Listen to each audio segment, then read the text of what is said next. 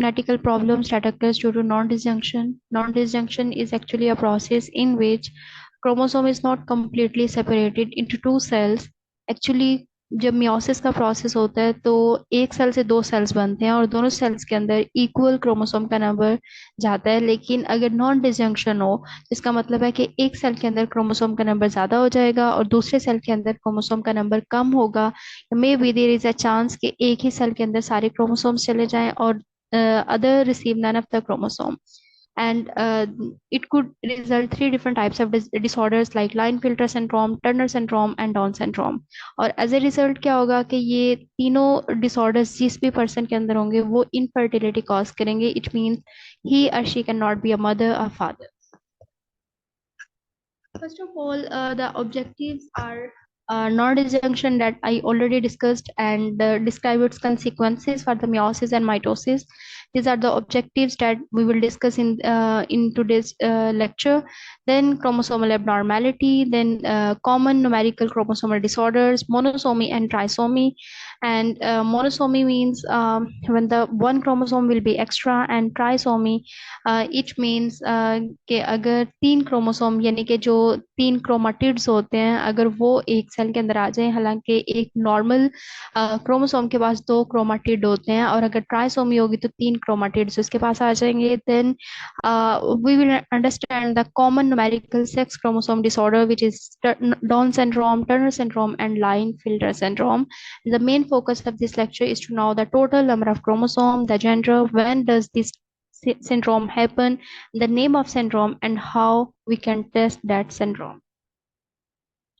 First one is mitosis. Mitosis is a process that I already discussed in many lecture. The chromosome number is always remain same as were in parent. जैसे कि आपको यहाँ पे 16 पे भी नजर आ रहा है कि माइटोसिस में जो पेरेंट क्रोमोसोम है उसके अंदर जो क्रोमोसोम है जो जितने नंबर ऑफ क्रोमोसोम्स हैं उतने ही डॉटर सेल के अंदर भी क्रोमोसोम्स हैं। और मियोसिस में क्या होता है, मियोसिस चूंकि वेरिएशंस लाती हैं, मियोसिस की वजह से ही दुनिया में जितने भी इंसान हैं, जितने भी ह्यूमन बीइंग्स हैं, एनिमल्स हैं, ऑर्गेनिजम्स हैं, लिविंग ऑर्गेनिज्म, उन सब में जो वेरिएशन है वो इस मियोसिस की वजह से ही है।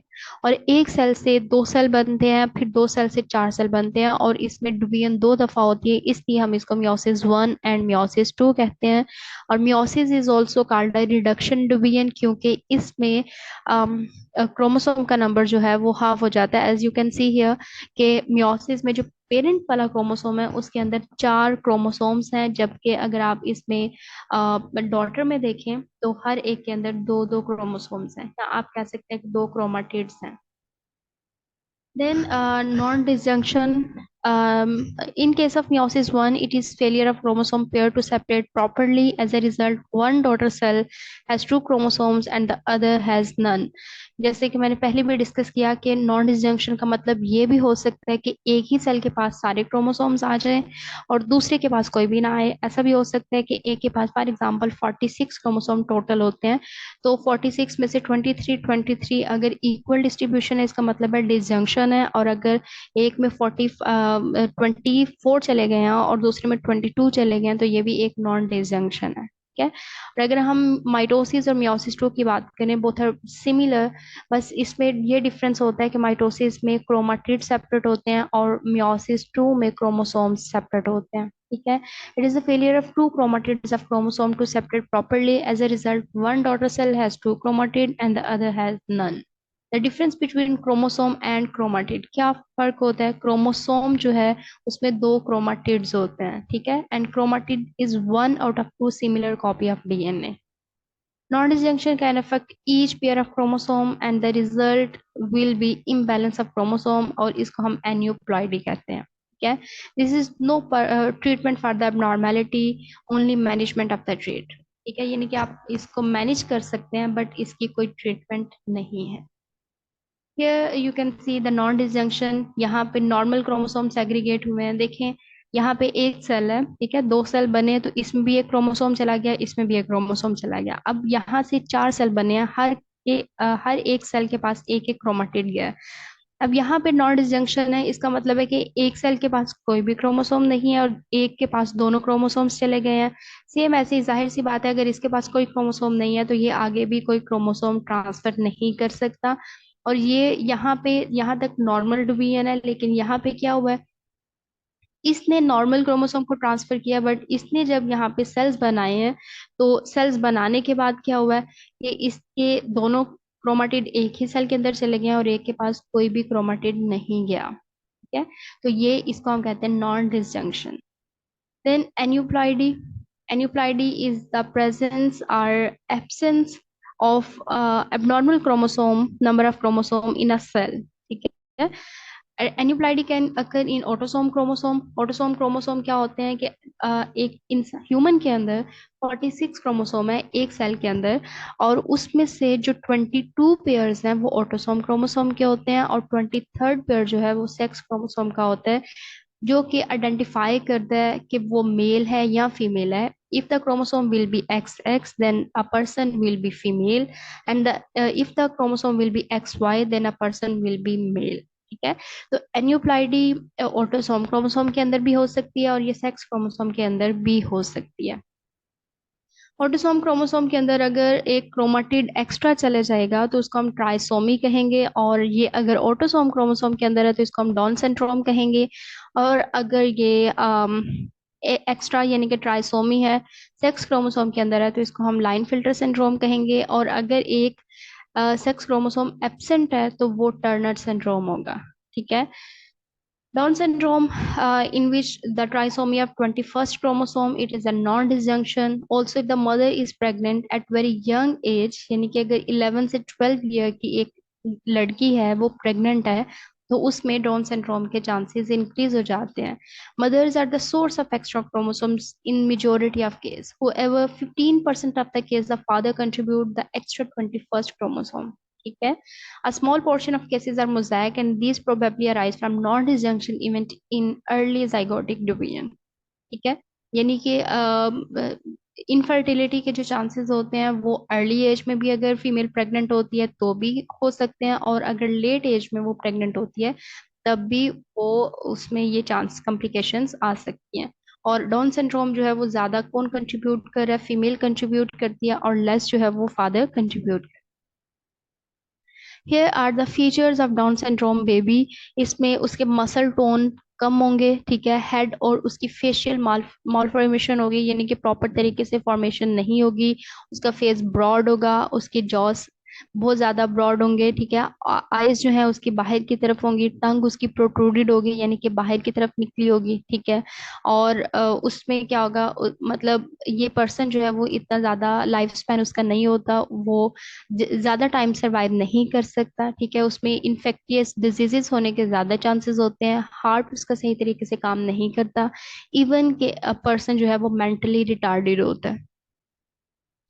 Here are Turner syndrome. Turner syndrome जो है ये मोनोसोमी है। मोनोसोमी मतलब एक एक्स क्रोमोसोम इसमें एब्सेंट होता है, ठीक है। और ये अगर 2500 हम बर्ड्स की बात करते हैं तो उसमें से एक पर्सन जो है वो टर्नर सिंड्रोम के होने के चांसेस होते हैं, ठीक है। Only viable monosomy in humans individuals are genetically female, यानी कि देखने में आपको ये फीमेल नजर आती हैं, बट ना तो वो सेक्चुअली मेल ऑर्गन को, सेक्स ऑर्गन को डेवलप करता है, और ना ही फीमेल सेक्स ऑर्गन को उसने डेवलप किया होता है, यानी कि पर्सन इनफर्टाइल होता है, ठीक है। यानी कि देखने में फीमेल नजर आती है बट ये फीमेल जो है वो इनफर्टाइल होती है, it means she can not be a mother, ठीक है, क्योंकि उसके सेक्स ऑर्गन इतने सही से डेवलप नहीं होते।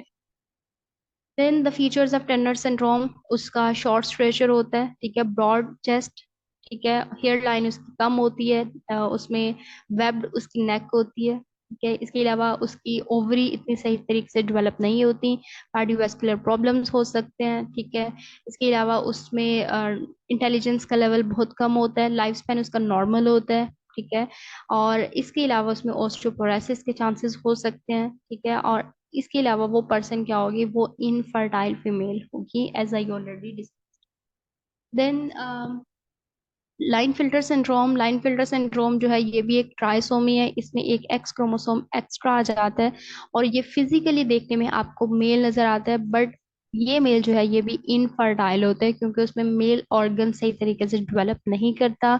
इसमें आईक्यू लेवल इसका कम होता है, ठीक है। इसकी स्पीच बहुत अरसे के बाद आपको, मतलब ये पर्सन बोलना स्टार्ट होता है, उसके फेस के ऊपर, बॉडी के ऊपर हेयर्स बहुत ज्यादा होते हैं, ठीक है। लाइफ स्पैन इसका नॉर्मल होता है। और इसके अलावा जो है इसकी मेंटली ये रिटार्डेड पर्सन होता है। और इसकी जो फिंगर्स और आर्म्स होती हैं वो एबनॉर्मल होती हैं, यानी कि बहुत बहुत ज्यादा लंबी होती हैं as compare to a normal person. इसके अलावा breast chances, osteoporosis, leg ulcer, depression, dental problem, ये सारे फीचर्स हैं जो कि लाइन फिल्टर पर्सन में हो सकते। देन प्रीनेटर व्हेन टू परफॉर्म, मतलब कि अगर एक पर्सन जो है कब, अगर हमें अर्ली स्टेजेस पे ही पता चल जाए कि एक पर्सन जो है वो उसमें क्रोमोसोम का नंबर जो है वो एबनॉर्मल है, वी कैन रिकॉग्नाइज, और हम उसको रिकॉग्नाइज कर सकते हैं, डायग्नोज कर सकते हैं, और उसकी बर्थ को रोक सकते हैं। क्योंकि वो पर्सन अगर उसकी बर्थ होगी भी तो वो एक नॉर्मल तरीके से लाइफ अपनी स्पेंड नहीं कर सकता। तो जेनेटिक काउंसलिंग के जरिए इट्स बेटर कि हम उसको उसकी बर्थ ना करवाएं। The mental as is about 37 year old if the physician notice changes during ultrasound, or if there is a family history of the abnormality, ठीक है। ट्रिपल टेस्ट भी हम इसके लिए कर सकते हैं। और इस टेस्ट में क्या होता है, test done during pregnancy which include 3 test.